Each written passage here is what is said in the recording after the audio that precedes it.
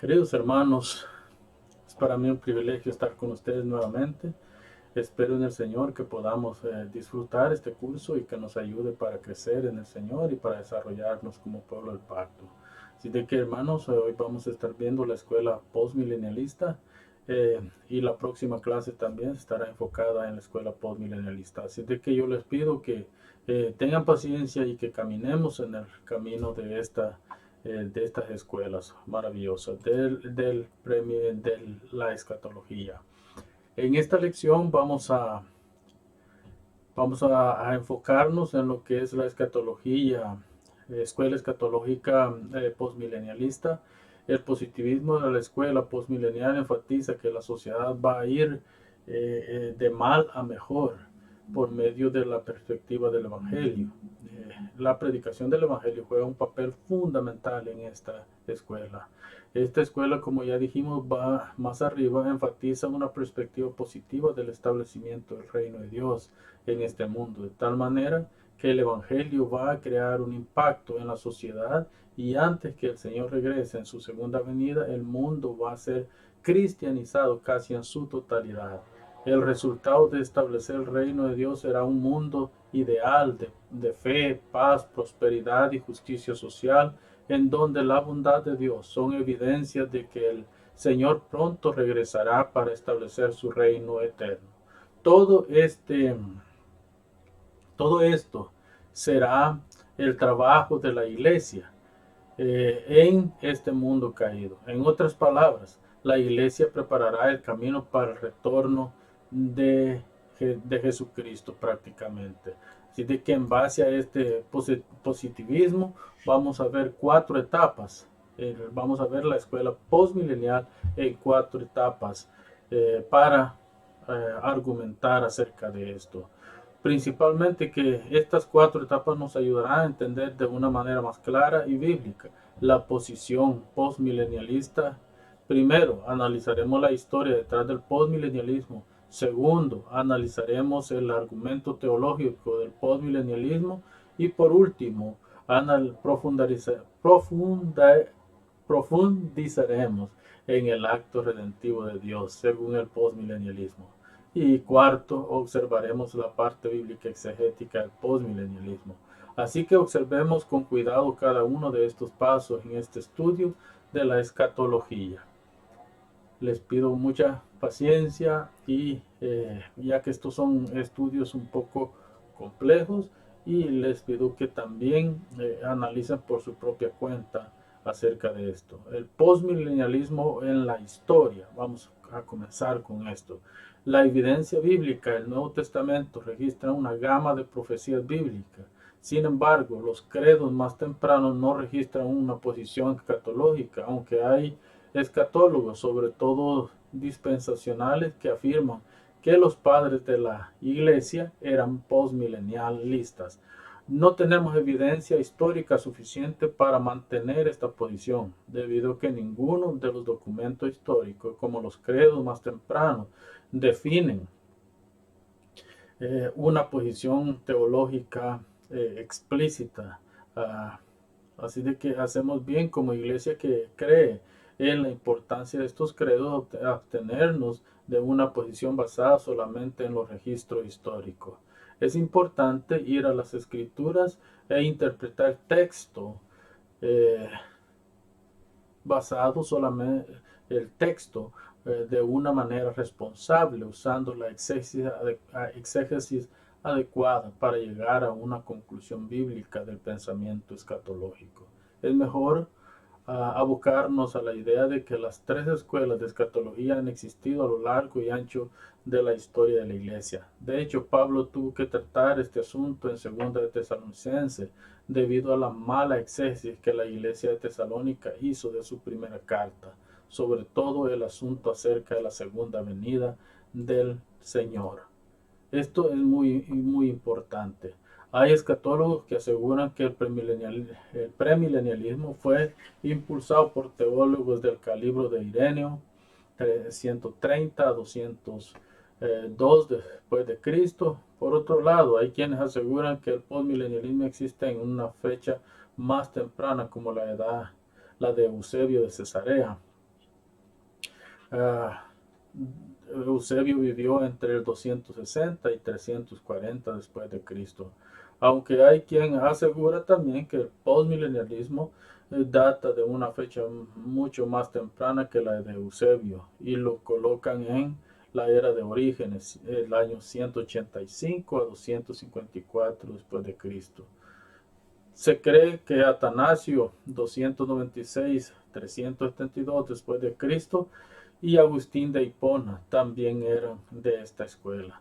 También mantenían una posición postmilenial debido a la influencia que el cristianismo trajo al Imperio Romano de Occidente. El mismo Agustín enseñó que debido a la influencia transformadora que la Iglesia ejercía en el mundo, esta prepararía el camino para la segunda venida del Señor, y la Iglesia gozaría de un tiempo de paz antes de la segunda venida del Señor. Como se puede ver, ya en tiempos de Agustín se predicaba la idea post-milenial. Esta era la posición de ellos. El postmilenialismo enseña que según el tiempo vaya pasando, la iglesia creará tal influencia en la sociedad que ella misma se depurará y gozará de paz y tranquilidad. La maldad misma en la iglesia será erradicada y en eso viene el Señor y establece su reino de bondad, paz y equidad, que son prácticamente los distintivos de la iglesia propuesta por el postmilenialismo. Así de que en esta posición temprana del milenio se establece la percepción postmilenial tardía. Se trata de la esperanza vívida, de la victoria del Evangelio contra el pecado y el mal. Y luego se da el retorno visible de Cristo para establecer su reino eterno. La reforma protestante y el postmilenialismo. Debido a muchos asuntos culturales, el postmilenialismo tomó fuerza en la Edad Media, volviéndose popular entre los teólogos de renombre. Uno de estos prominentes escritores fue Joaquín de Fiore, el año 1145 al año 1202 después de Cristo, entre otros. Sin embargo, debido al desarrollo industrial y cultural y político que trajo la reforma protestante más tarde o más adelante, ya en el siglo XVII y XIX, el postmilenialismo tomó una gran fuerza, se desarrolló mucho mejor, apoderándose del pensamiento escatológico de prácticamente todas las ramas de la iglesia.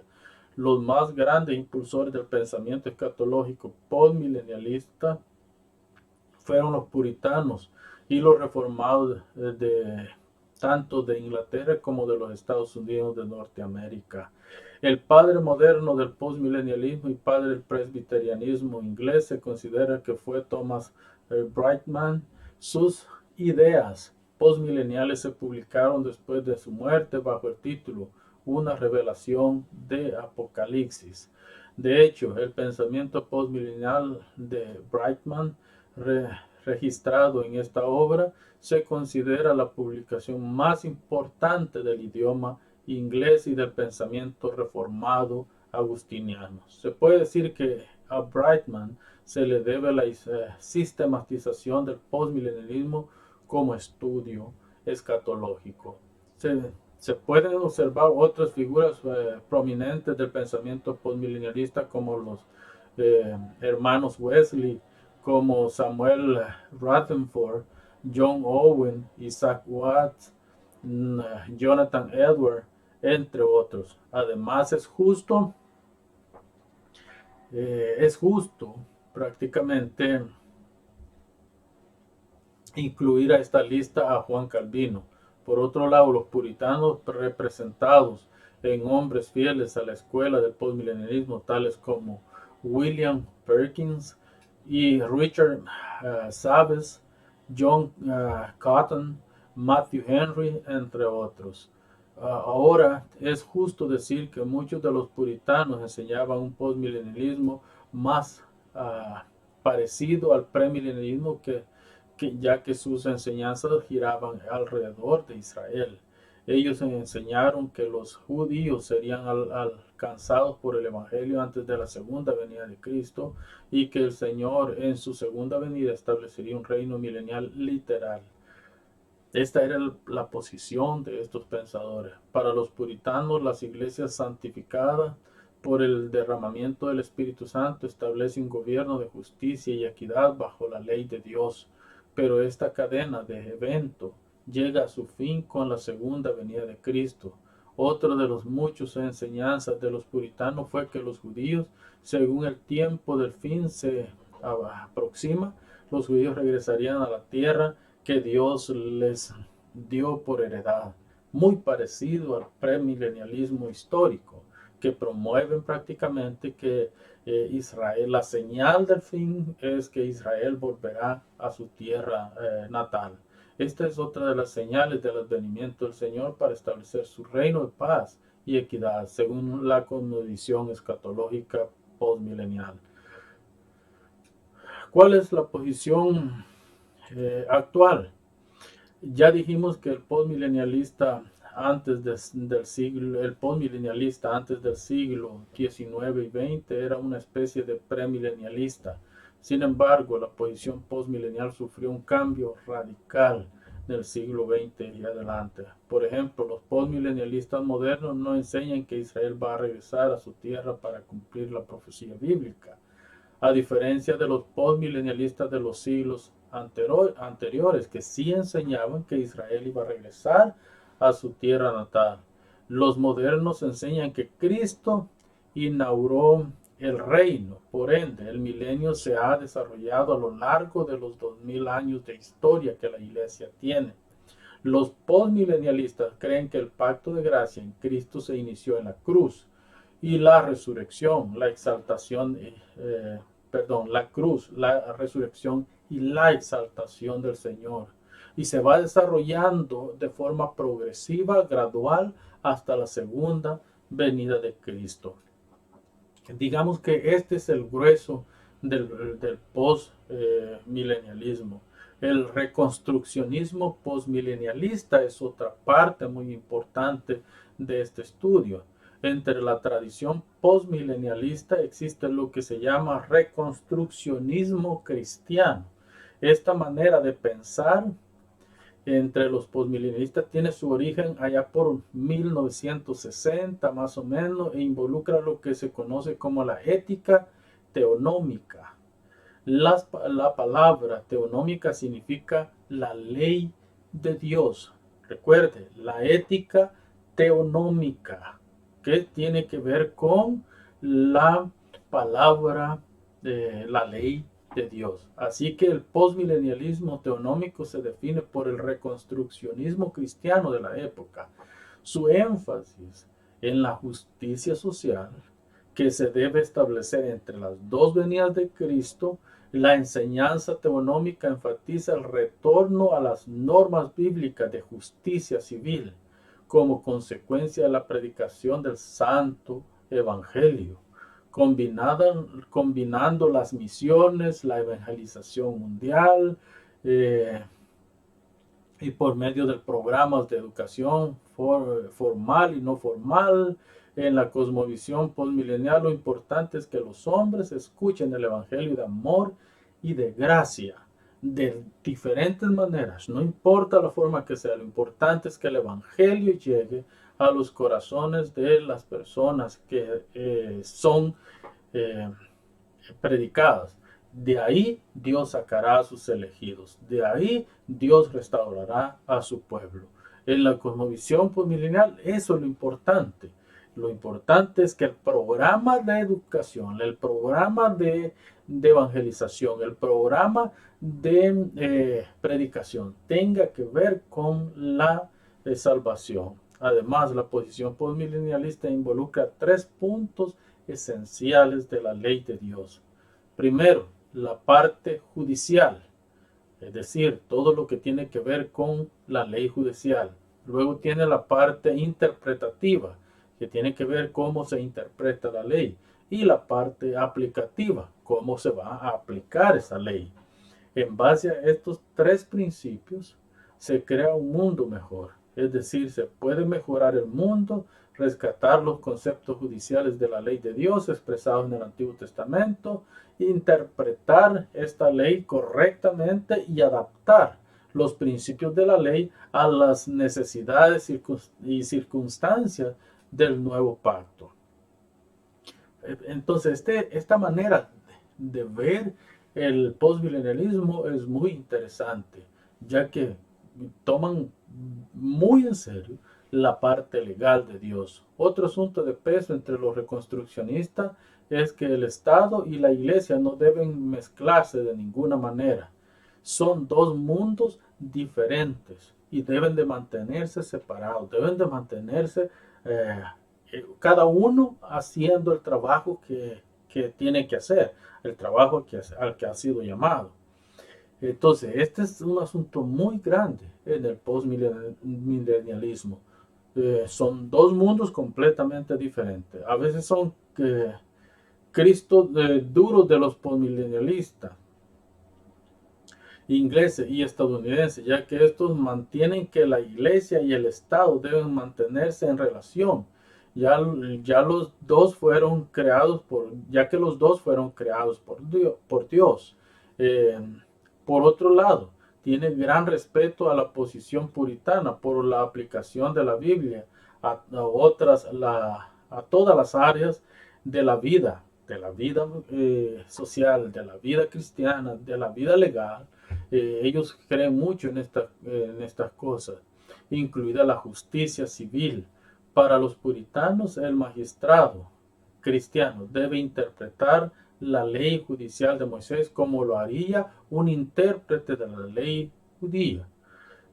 Así de serios son. Ellos deberían de interpretar esta ley. El texto favorito de los reconstruccionistas es Mateo 5, 17 al 20. Ya nosotros sabemos que el Señor prácticamente se está dirigiendo al pueblo y Él está diciendo que ni una tilde ni una jota pasará sin que se cumpla ya la ley, ya que pertenece a la ley de Moisés. Por eso es que ellos creen precisamente que Cristo vino a cumplir a perfección la ley de Moisés y por ende este texto es un texto que lo usan muchísimo para argumentar bíblicamente su posición. Por la similitud que existe también en la cosmovisión, ¿verdad? El énfasis en la ley de Dios les ha dado un nombre, reconstruccionista, que define su manera de ver el mundo presente y futuro. Su énfasis radica en anunciar un mundo de esperanza y buena voluntad por medio de la fe, una fe cristiana, una fe que está prácticamente enraizada en la verdad del Evangelio. Para el postmilenialista, el Evangelio tiene que ser predicado hasta los rincones más recónditos de la tierra y después vendrá el Señor en gloria y poder.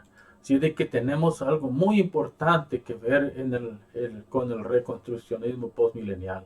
Algo más que identifica a los postmilenialistas teonómicos es su énfasis preterista.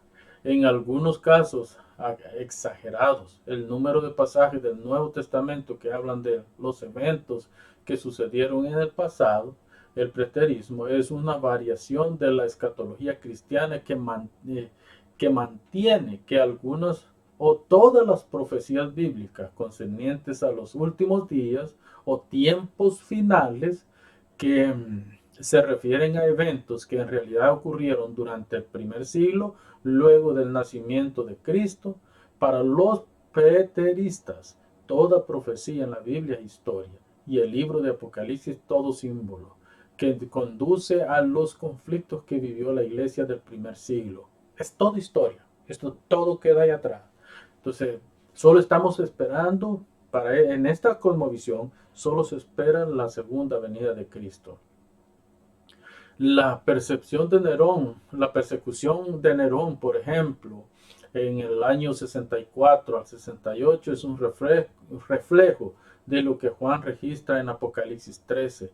La destrucción del templo por Tito en el año 70 se conecta con Apocalipsis 11 y la destrucción del templo es la profecía cumplida de Jesús acerca del templo en Mateo 24. Para los preteristas, el Apocalipsis es una historia cumplida y la destrucción del templo cumple prácticamente la profecía del Señor, que no quedará piedra sobre piedra sin que sea derribada en Jerusalén.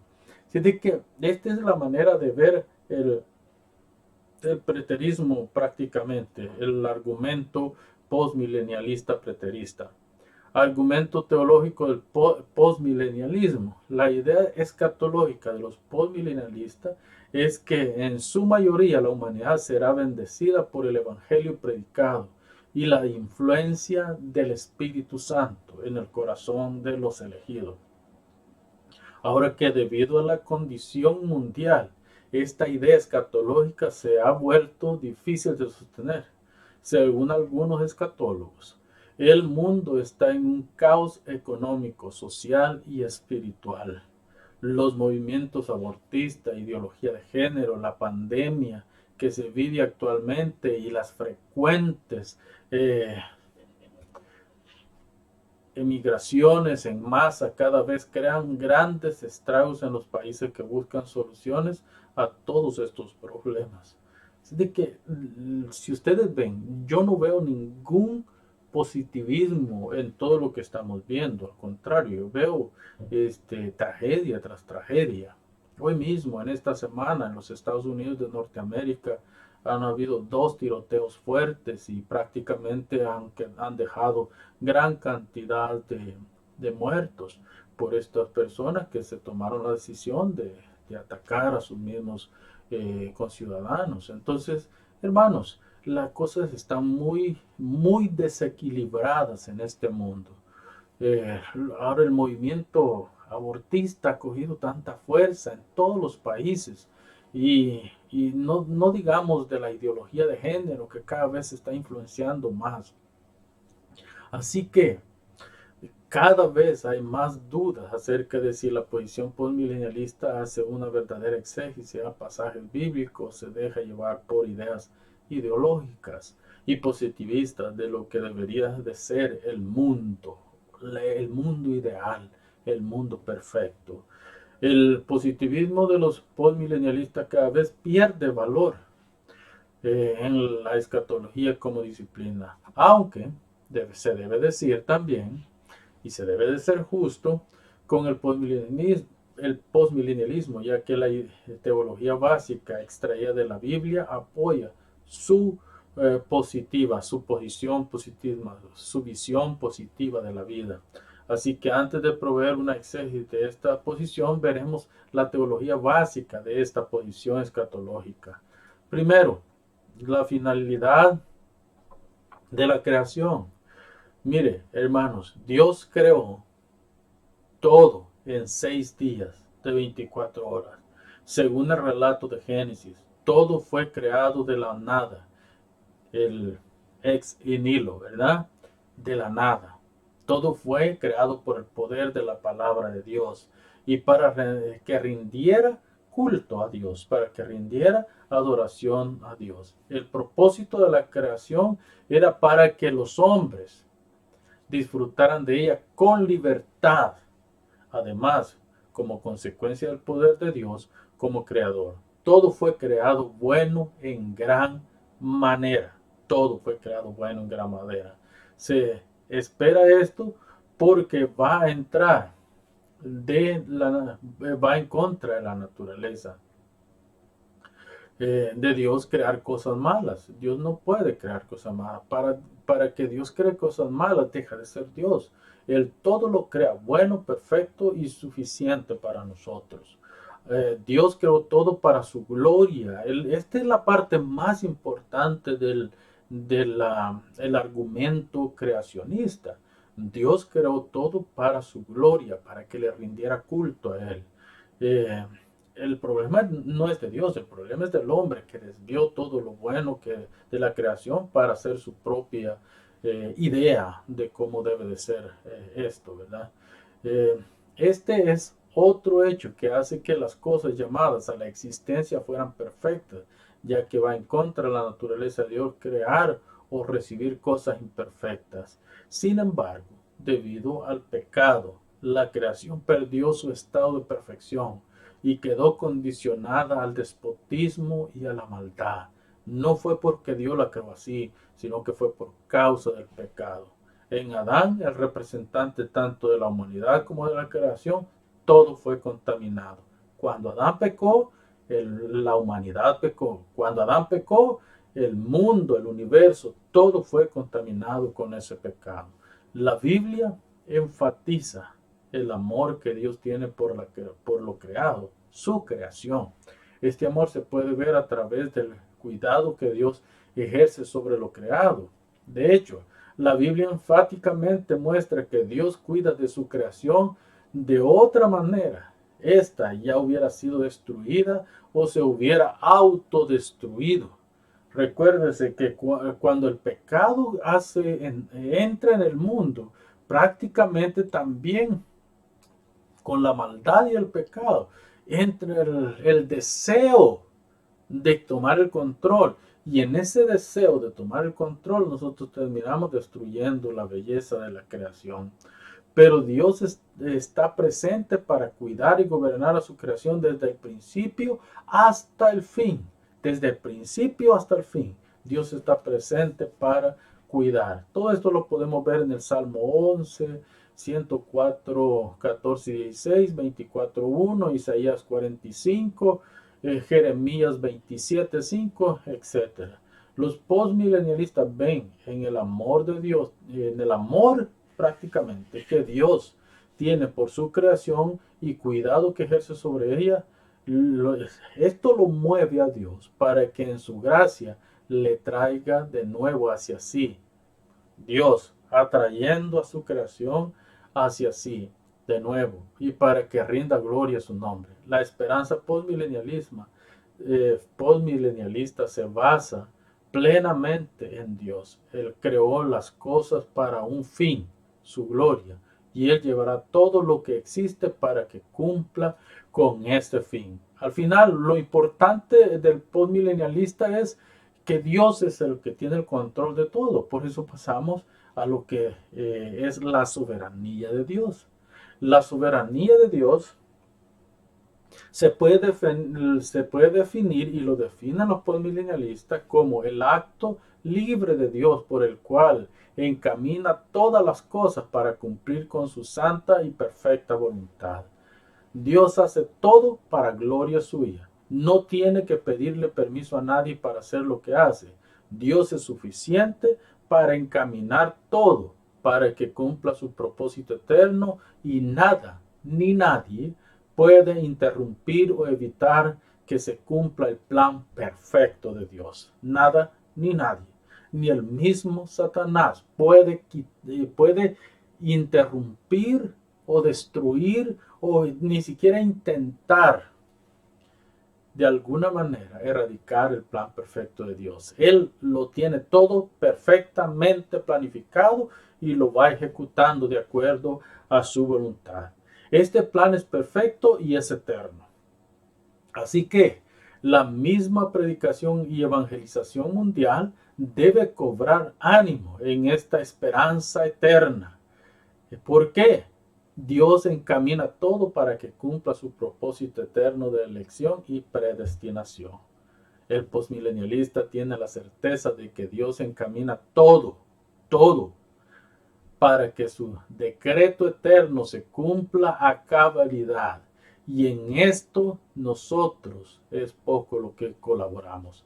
Poco o nada lo que colaboramos, porque es un asunto prácticamente de Dios. Dios es soberano en llevar a cabo a través de la historia el plan de redención, elaborado eternamente, ¿sí?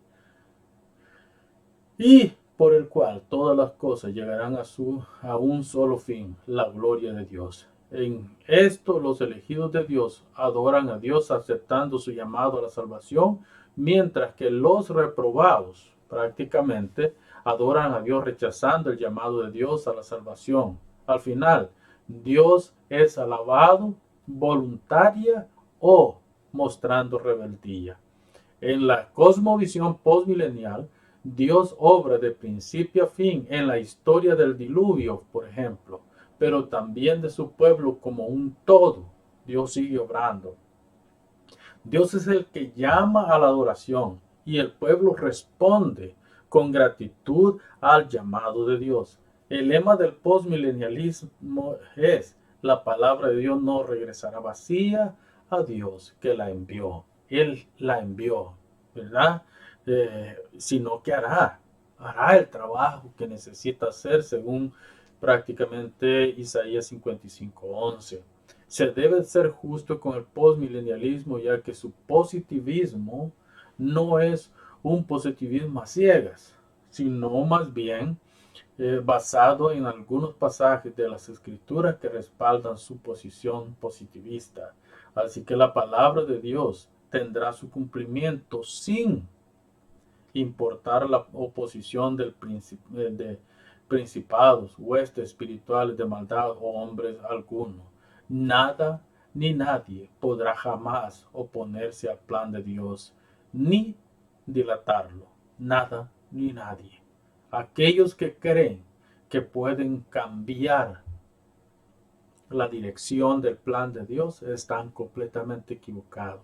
Aquellas personas que creen que decretando, que creen que hablando cosas acerca del plan de Dios están equivocadas, porque el plan de Dios se desarrolla hacia su cumplimiento, perfección, porque esa es la voluntad de Dios. Sin embargo, hermano, ningún cristiano debe usar con acontecimientos históricos, desastres naturales, guerras o hambre para definir su posición escatológica, como lo vemos frecuentemente en las posiciones premilenialistas, donde vaticinan diferentes o presagian cosas por medio basados prácticamente en los acontecimientos históricos. No podemos hacer eso, o basados en los acontecimientos actuales. ¿Cuántos no han dicho a lo largo de la historia, por ejemplo, que el papa tal es el anticristo o que el dictador tal es el anticristo? Y empiezan a darle nombres y apellidos a toda la gente. Ese no debe ser el énfasis de nosotros. Sería mejor definir desde la Biblia a través de un exégesis responsable en los acontecimientos que tienen que ver con el fin. La escatología es parte de la teología sistemática. Así que nadie debe hacer teología fuera de la Biblia, porque la teología sistemática se saca de la Biblia. Entonces, cada cosa que nosotros hacemos debería ser sacada de la palabra de Dios para poder presentarla como una verdad a las personas. La eficacia o el éxito futuro del Evangelio no lo define la historia o los acontecimientos actuales. Es Dios y en el plan eterno lo que lo define estrictamente. El éxito del Evangelio, un plan registrado ampliamente en las Escrituras. Por otro lado, la predicación del Evangelio debe ser la motivación. La predicación del Evangelio debe ser la motivación de los creyentes, ya que es solo a través del Evangelio que los elegidos serán atraídos al reino de Dios, serán atraídos al Evangelio, serán atraídos hacia Cristo. El éxito del Evangelio no depende de lo que el hombre haga o deje de hacer. Es a través de la obra regeneradora del Espíritu Santo que los hombres llegan a entender que necesitan de Dios. El éxito del Evangelio lo define Dios a través de su obra en el interior de los elegidos. Así que los postmilenialistas ponen su esperanza en el hecho de que Dios soberanamente salva a sus elegidos de todos los pueblos de la tierra, hasta el último rincón de la tierra, va a ser lleno de la gloria, lleno del Evangelio, lleno de la gracia de nuestro Dios. El comportamiento, el acompañamiento de Dios. En la perspectiva escatológica postmilenialista, Dios se ha provisto a la iglesia de su provisión para que le acompañe en el desarrollo del plan de redención. Dios no solo ha dotado a la iglesia con habilidades para que lleve a cabo la gran comisión, sino que también le ha provisto de Cristo, la obra de la cruz y la obra regeneradora y transformadora del Espíritu Santo. Todo esto es parte de la provisión de Dios para que los elegidos sean alcanzados por la predicación del Evangelio y esta tarea sea completa y sea eficaz, sea suficiente. Así que en la obra de cambio que la iglesia prácticamente va haciendo, el Espíritu Santo va trabajando en la iglesia, va trabajando en el individuo, va trabajando en la persona, va trabajando en el elegido. Está llevando a cabo un trabajo perfecto, un trabajo suficiente.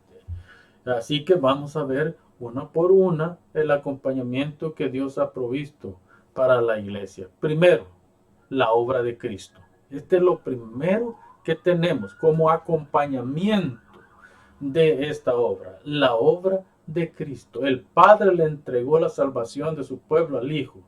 Por consiguiente, el Hijo con solvencia le entregó también a la iglesia la gran comisión. Una comisión que vaya a hacer discípulos a todas las naciones de la tierra, porque el pueblo de Dios está en todos los rincones del mundo.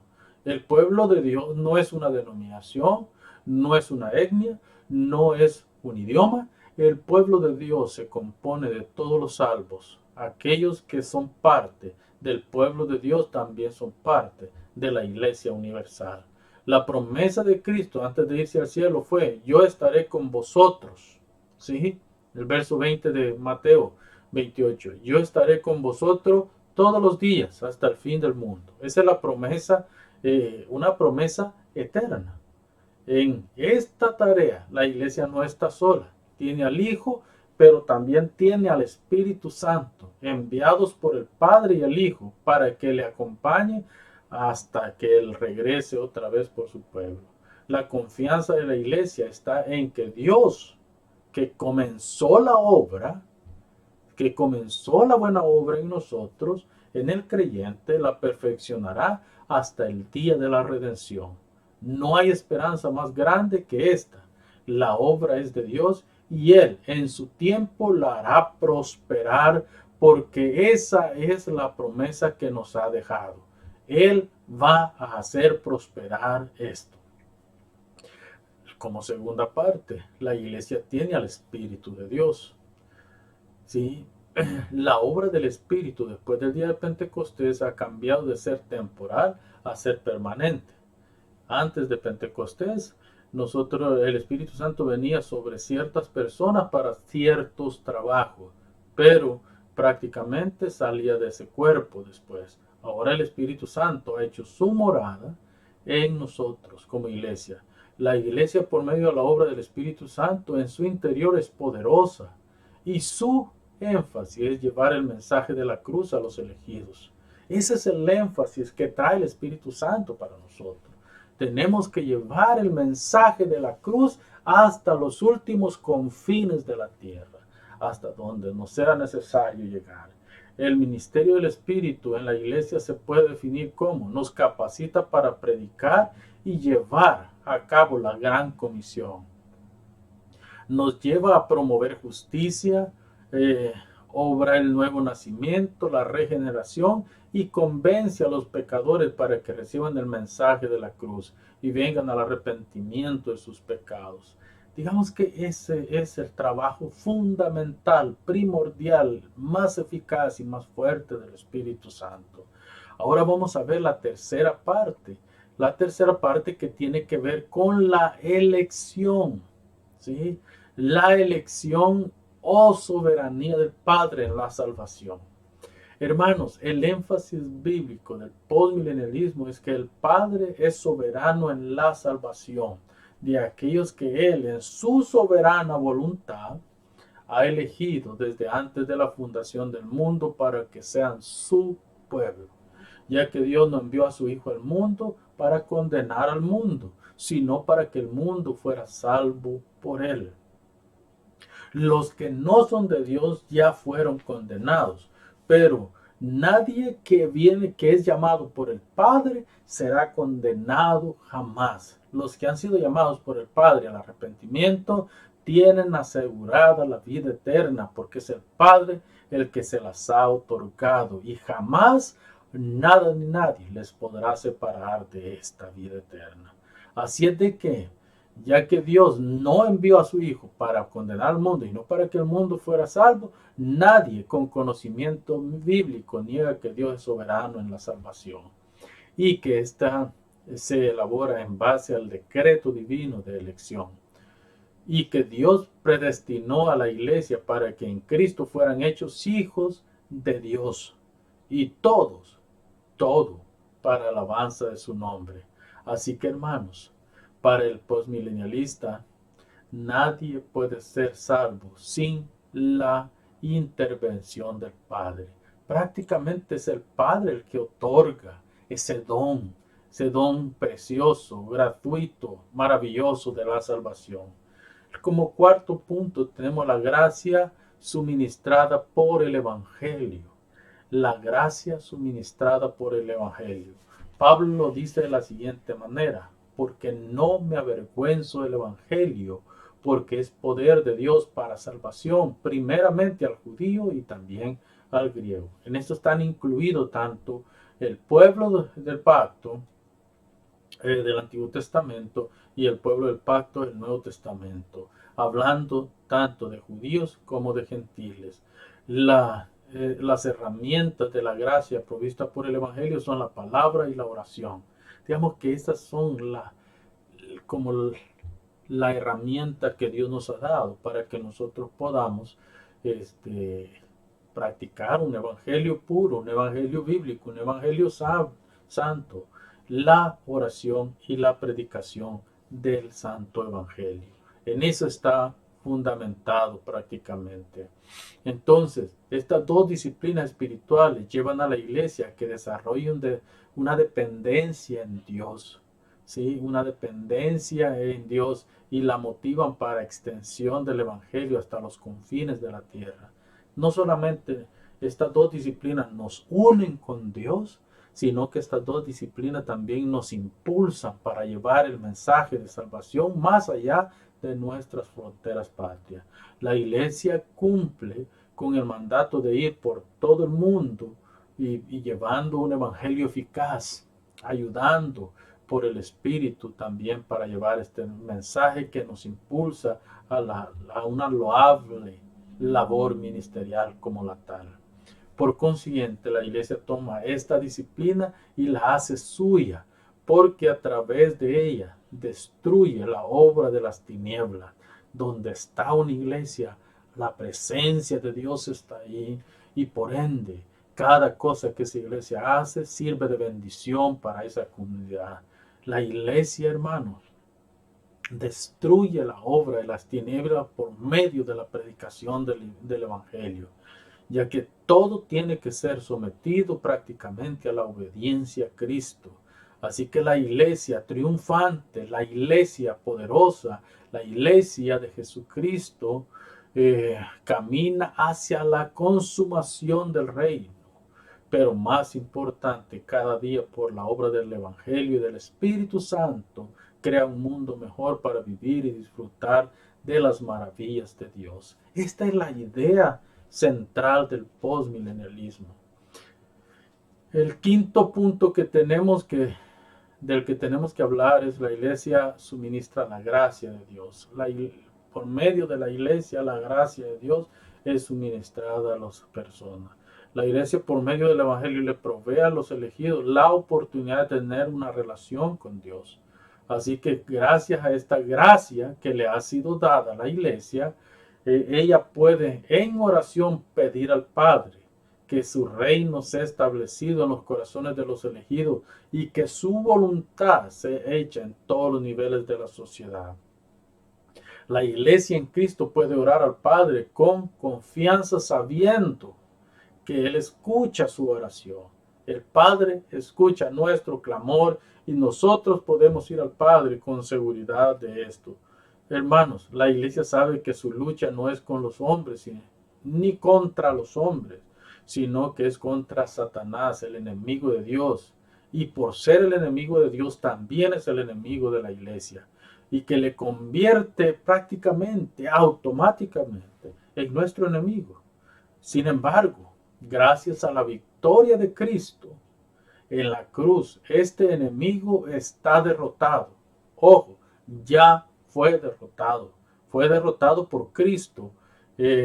Aquel día cuando se levantó triunfante de la tumba, ese día Satanás prácticamente se cumple la profecía de Génesis 3:15, cuando dice que le desarmará la cabeza, quitándole autoridad.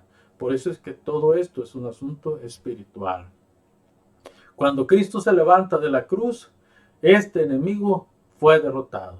Y aunque relativamente ejerce todavía cierto poder sobre este mundo, el amo y señor de todo es Dios, y todo lo que tiene se lo ha entregado a Cristo, a quien no solo le constituyó cabeza de la iglesia, sino que le hizo cabeza de toda la creación.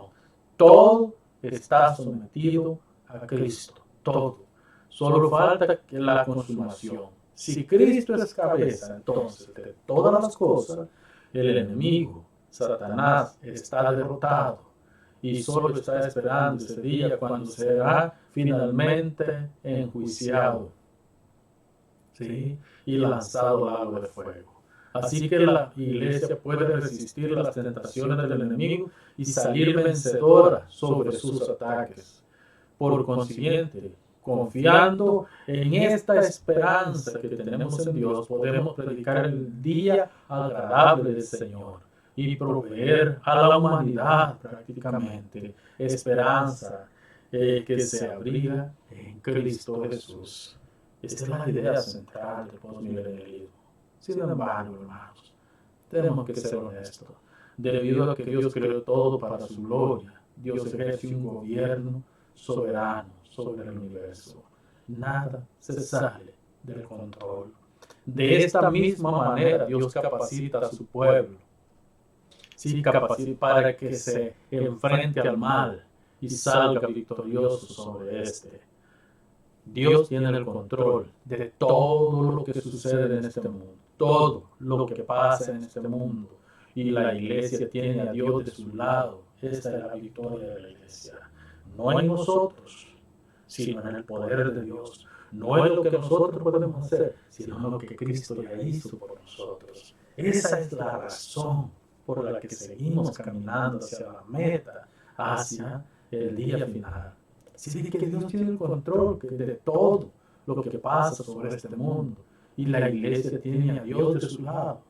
Por esta razón, podemos asegurar que la victoria es segura en Dios.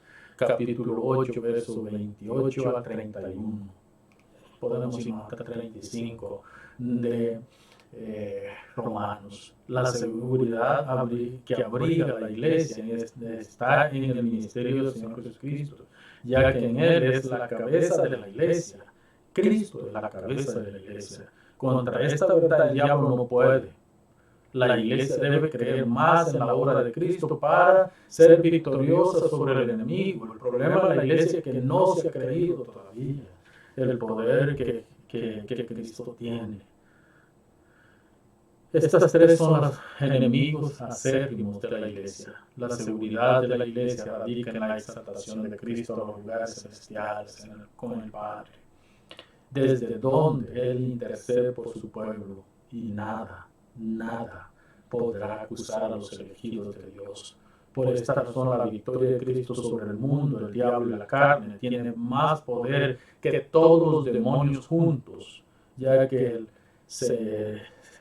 Él resucitó de entre los muertos como el primero de todos los santos. Así que en Él todos los creyentes hemos sido resucitados y Satanás ha perdido toda la autoridad sobre nosotros. Primera de Corintios nos dice esto claramente. ¿Quién acusará a los elegidos de Dios?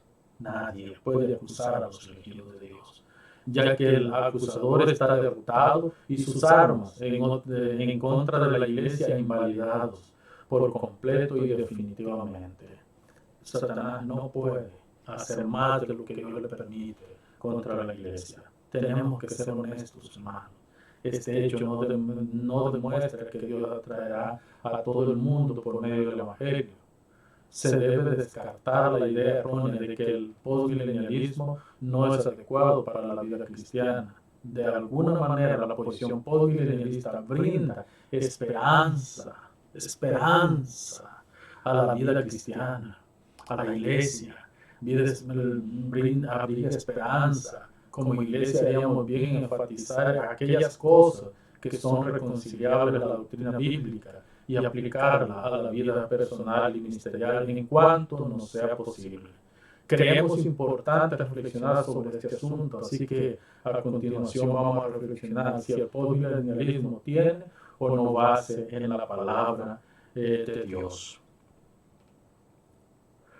Veamos entonces esta parte, el plan redentivo en el postmilenialismo.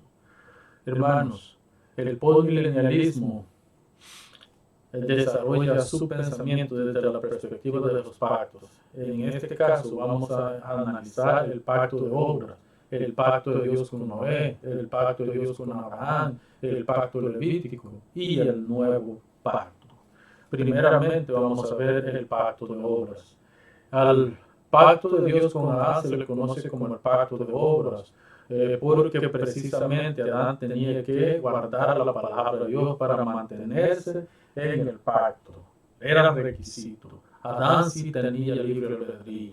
Adán sí podía guardar, era responsabilidad guardar la palabra de Dios para mantenerse en el pacto. De hecho, en la situación de Adán fue que él cayó de la palabra de Dios y por eso interrumpió esa relación pactual que tenía con Dios. Pero después de la caída, este hecho cambió radicalmente, ya que después de la caída Dios llama al hombre a pactar y este pacto es unilateral. De hecho, Dios con el hombre. El hombre no puede ofrecerle nada a Dios. El que ofrece todas las cosas es Dios. Dios es soberano en este pacto. Dios es completo en este pacto. El hombre solo responde a la invitación de Dios. La etimología de la palabra pacto tiene un significado bíblico distinguido.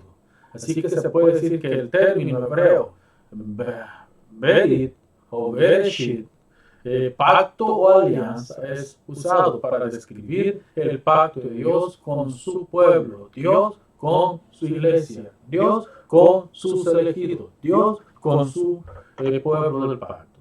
La Biblia registra este término 328 veces, en un total de 26 solo en el libro de Génesis.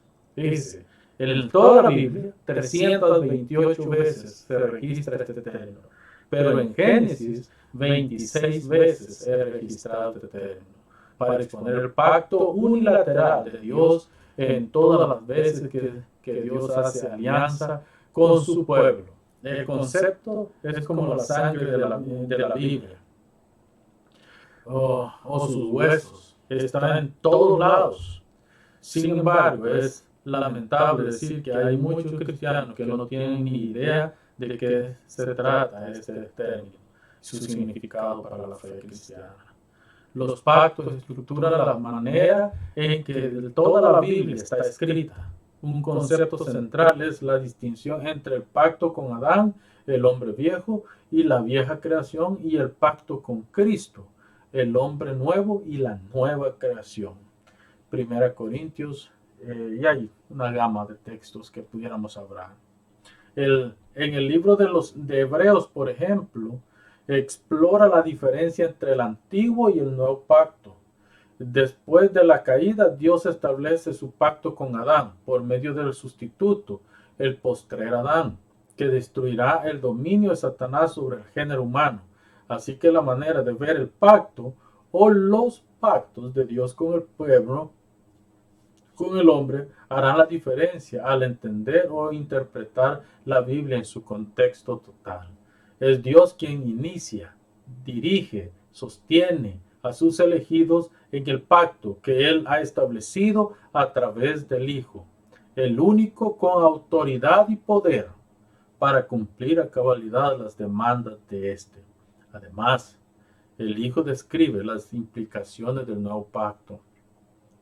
Dios hizo pacto con Israel, la iglesia del Antiguo Testamento, y en Cristo Dios ha hecho pacto con la iglesia, la novia de su Hijo, el pueblo del pacto del Nuevo Testamento. Así de que, hermanos, en el pacto con Adán, Dios nombra a la descendencia de Adán administradora de este pacto. Esto se perdió en la caída. Dios crea al hombre a su imagen y semejanza para que sea Señor sobre toda la creación. ¿Cuál era el fin de esto? La gloria de Dios. Este era el fin primordial. El hombre solo tenía que glorificar a Dios con todo su trabajo para cuidar de la creación de Dios, ya que era imagen, gloria de Dios, según Génesis capítulo 1, versos 26 y 28. El hombre le falló a Dios y a él mismo y a la creación completa, a esa creación que Dios puso en sus manos para administrar. La tarea del hombre era formar una cultura que rinda gloria a Dios con todo lo que hace. La justicia social formaba parte fundamental de la cultura que Adán fue llamado a establecer. Se debe decir que era prácticamente imposible que Adán ejercitara esta clase de dominio sobre lo creado solo. La primera pareja fue creada con la necesidad de trabajar en sociedad con Dios para que todo funcionara para la gloria de Dios. Habilidad de gobierno. Dios pone su imagen en ambos, Adán y Eva, para beneficio de toda la humanidad. Dios derrama bendición sobre ellos, autoridad legal, sojuzgar. El requisito, ejercer dominio sobre todo lo creado. Dios puso todo a los pies del hombre, con la intención de que cuidara de ello. Adán perdió todo con la caída prácticamente.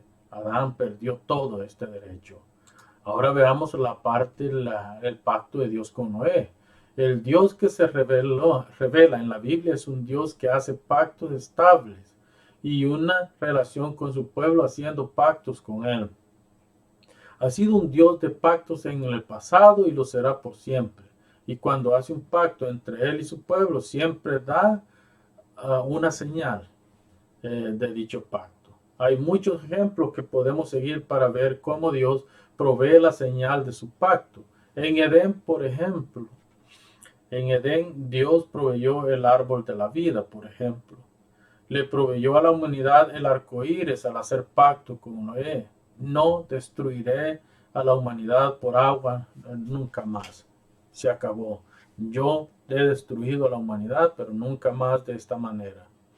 Representante el arco iris prácticamente, y Noé es representante de la nueva humanidad después que los hombres pecaron. Después de destruir a la humanidad por medio del diluvio, le proveyó la señal. El arco iris es la señal de este pacto, como señal perpetua de que no volvería a destruir la tierra por medio de agua. Por consiguiente, Abraham le dio como señal para él y su descendencia la circuncisión. A Israel el pacto de la alianza, y prácticamente la ley fue también, y la Pascua fueron fundamentales en este pacto. Ahora veamos el pacto de Dios con Abraham. El pacto de Dios con Abraham tiene que ver con la redención. Esto hace a este pacto importante. La relación del pacto de Dios con Abraham tiene su fundamento en Génesis capítulo 12, verso 1 al 3 y Génesis 15, 1 al 7 y el capítulo 17. En el pacto de Dios con Abraham podemos ver que Dios le ordena a Abraham que parta los animales por mitad y que ponga cada mitad mirando a la otra. Y Dios en forma de antorcha pasa por en medio de los pedazos como ratificando la unilateralidad del pacto. Ya me trabé con esta palabra. La simiente representada en Israel en el Antiguo Testamento queda revelada y va tomando una forma más significativa en la persona del Hijo de Dios. La promesa hecha a Abraham y a los elegidos es que en la simiente, no la simiente, sino en la simiente y por la predicación del Santo Evangelio, todas las familias de la tierra serían benditas. Cristo es la simiente de la mujer y en la cual por medio del sacrificio de Cristo todas las familias de la tierra, todas las familias de los elegidos esparcidas por toda la tierra serán benditas. Así que la promesa y herencia de Abraham es por la extensión global que tiene el Evangelio. El postmilenialismo enseña que la bendición restauradora que trae el Evangelio es progresiva y no por causa de la destrucción catastrófica como lo argumentan los premilenialistas. En otras palabras, según el Evangelio se predique, los elegidos vendrán al arrepentimiento y esto traerá la paz anhelada y luego viene el Señor por segunda vez. Este ha sido prácticamente el método de Dios para la salvación de los pueblos a lo largo de la historia bíblica. El pueblo peca, Dios lo perdona y restaura y su relación con ellos. Los postmilenialistas, por ejemplo, argumentan que así como Dios le dio a la tierra prometida a Israel por un proceso y Dios se comprometió en arrojar con su poder a las naciones que ocupaban Canaán, así Dios se compromete y acciona en base a este compromiso a favor de su pueblo. Luego Dios los entrega al cautiverio por haber dejado el pacto, pero Dios los trae de nuevo a la tierra para cumplir su pacto con ellos. Así que la promesa hecha en el pacto abrahámico se ve reflejada en toda la Biblia, pero más ampliamente en los escritos de los profetas y los salmos.